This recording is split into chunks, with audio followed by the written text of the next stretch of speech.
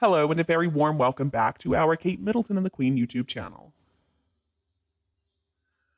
Alright, guys, I gotta say a few words that I don't get to say very often around here. Poor Harry. Sure, the guy was born a prince. He was raised in some of the most beautiful homes on earth. He was educated at the best boys' school in the whole world. And now the only titled owner of a hummingbird feeder in history. And still, all that privilege, all that wealth, all that good dentistry, and Netflix is still willing to screw him over when they get the chance. On Tuesday, Netflix released a new series of photos from the sixth and final season of The Crown. Now, the first few episodes that cover the lead up to the death of Diana are going to come out in November, and the second bit, dealing with the fallout, will be available in December. So I want to focus on one very special image that recreates a moment that happened in the summer of 1997, a little more than 2 weeks before Diana's fatal trip to Paris. In the shot, we've got Dominic West playing Prince Charles, and we've got Rufus Campa playing Prince William. And then we have the young Welsh actor Flynn Edwards giving us something of a pantomime Prince Harry. And over on X, formerly known as Twitter, people are saying that Edward's version of Harry looks a lot like Ron Weasley. Now, this is not to insult Edwards at all, but whoever cast a child that doesn't even look like the real Harry, and whichever crew member then picked out the too bright rug to stick on that head of his. But it sounds like that ridiculous-looking wig is only the start of the bad news for the real-life Harry. Most clearly, this season, more than any other season, is going to represent a complete dredging up of the most painful, most traumatic period in both Harry and William's lives for public entertainment. This new season of The Crown is going to recreate a phone call that happened on August 12th of 1997. At the time, William and Harry were staying at their grandmother's 50,000-acre Scottish Highlands estate, the royal family's annual summer vacation, a great opportunity for Charles to get some sun and for the princes as boys to run around in the sunshine and enjoy being outdoors. According to biographer Tina Brown, Diana was once explaining the appeal of Balmoral to a friend, and she said about William and Harry, they do all those manly killing things, and there's that wonderful go-kart track. So while her sons were at Balmoral, the princess had decided to head to the Mediterranean on a super yacht with her new man, playboy and t-shirt under blazer champion Dodi Al Fayed. And it was while Harry and William were at Balmoral that the photo shoot took place. A bunch of British photographers showed up, and as veteran royal photographer Arthur Edward later said of the time, the princes were inseparable, solid for one another. They looked so relaxed, having fun together on that summer holiday. If, and this is a big if, but if things had happened differently, if weeks later Diana and Dodi had not decided to spend the final night of their vacation in Paris, that press call would today be lost in some Fleet Street dusty photo negative archives. But instead, those photos turned out to be all too important. In the 2017 documentary titled Diana, Our Mother, Her Life and Legacy, both William and Harry talked about their last conversation with their mother. Harry said in the documentary, "It was her speaking from Paris. I can't really necessarily remember what I said, but all I do remember is probably regretting for the rest of my life how short the phone call was." So what that means is that this new season of The Crown may not only dig into William and Harry's profound loss, but also their feelings of regret and remorse. This is some real emotional trauma that we are talking about. But there's even more bad news for Harry. This week, The Telegraph revealed that one of the season's overarching themes is going to be Queen Camilla's Renaissance. I mean, she did make a pretty interesting transformation. She went from being the most hated woman in Britain to having her face on commemorative stamps.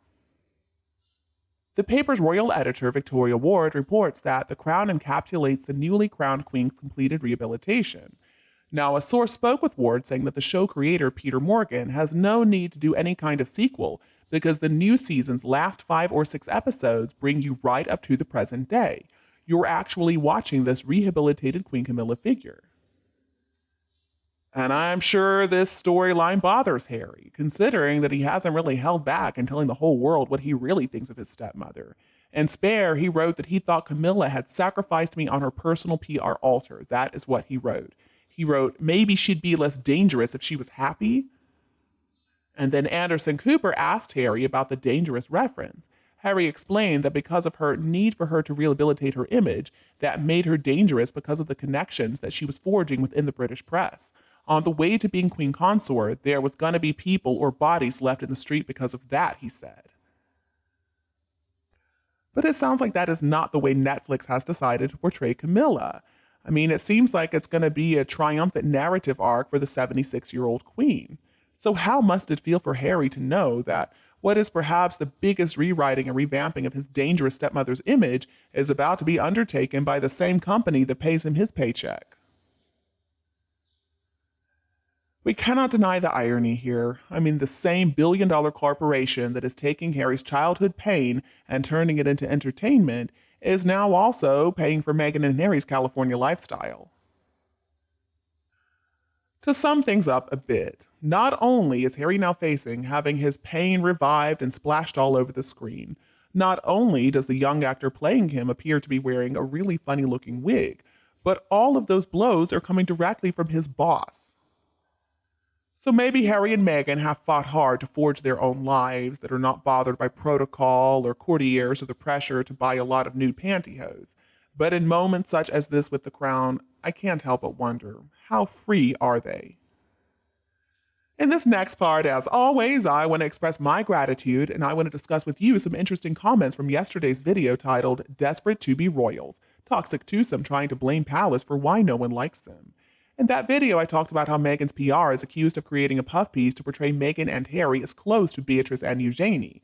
And the royal family is concerned about what information Harry and Meghan could get through their relationship with the York sisters. So here's what you had to say. The first comment I want to share comes to us from Beverly. Get Beatrice and Eugenie to sign NDAs. That would be a great idea. I'm not even sure how that would work considering they are members of the royal family.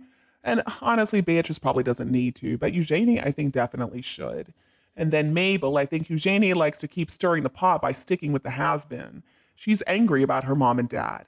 If her dad was in a different situation and had not been brought down by his scandal, she would be totally loyal. Her anger toward her uncle and his family shows, yet she loved her grandmother enough to accept that Uncle Charles and his family were next in line. This could be exactly what is going on. It could be that she believes her uncle isn't treating her father properly, not fairly. And if that's the case, she needs to get over it. She needs to allow her father to fight his own battles. And then Diane, no one but themselves brought them down. Too true. Bonnie says, other articles say Eugenie and Jack refused to see them in Portugal, and Eugenie told King Charles they will not be coming to any event that the evil duo go to. Also, it seems Meghan Markle was desperate to see the new baby, absolutely beyond reason. She didn't want to see the older child at all. The consensus was Meghan Markle used photos of Eugenie's older child as her own, not taken well by Eugenie. Bonnie, you could be onto something. I'm also very skeptical of these reports claiming that Harry and Meghan are so close to Eugenie and Beatrice. I suspect it's just more puff coming from Meghan's PR people. In fact, I believe this a lot more easily, that at this point Eugenie and Jack want nothing to do with them.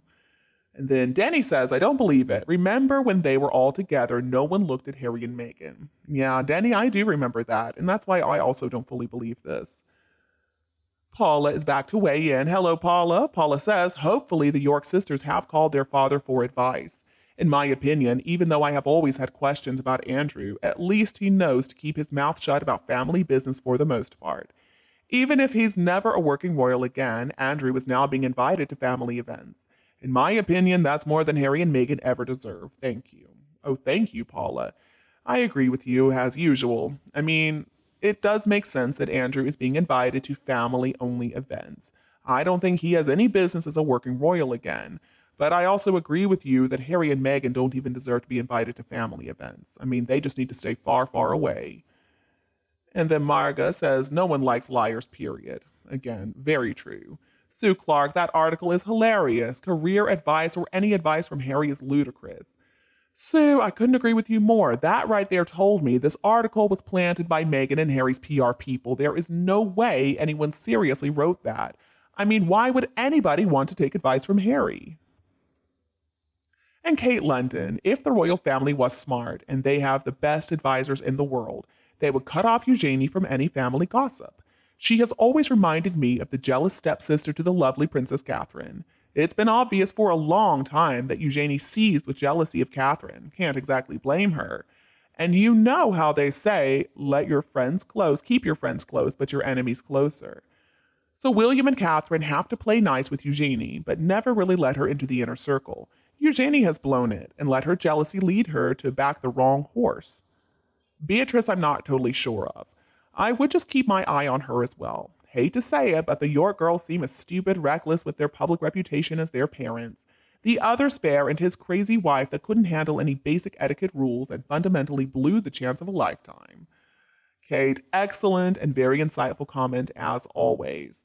I agree. I think, the York sisters didn't really have the best models growing up. And that explains why today they're making these poor decisions. Now, I do agree with you that Eugenie probably doesn't even know any family gossip anyway. So Harry and Meghan trying to get close to her or trying to keep her close is not going to work. The royal family, as you said, is way too smart for that. Again, I've got to thank all of you for watching and discussing this with us. And if you preferred our video today, don't be afraid to like and share with your friends and relatives who would enjoy it too. And please don't forget to subscribe to Kate Middleton and the Queen channel to get more updates in the future. Thank you so much for watching. Goodbye, and I'll be back to see you tomorrow.